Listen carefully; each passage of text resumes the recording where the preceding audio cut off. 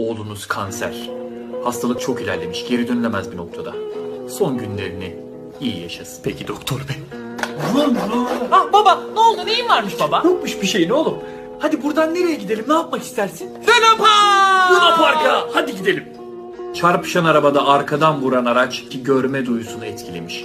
Maalesef oğlunuz bir daha göremeyecek. Peki doktor bey. Geldi mi oğlum? Ha baba neyin varmış? Bir haftaya çıkartırız sargıları dedi. Oley, o zaman Luna Park'a gidelim mi tekrar? Luna Park'a. Hadi gidelim Luna Park'a. Çocuğunuz gondoldan sırt üstü düştüğü için maalesef çocuğunuz bir daha yürüyemeyecek. Bir haftaya alırız sandalyeyi geri dedi. Oley, o zaman tekrar Luna Park'a götürsene beni lütfen. Gidelim lütfen. hadi. Recai Bey, Luna Park'taki hız treninden fırlayan çocuğunuz kafasını korkuluklara çok kötü çarptı. Çocuğunuz artık bitkisel hayata girdi. Ne yapsak ya? Luna Park'a falan mı gitsek? Böyle kafamız dağılır, gündemden uzaklaşırız.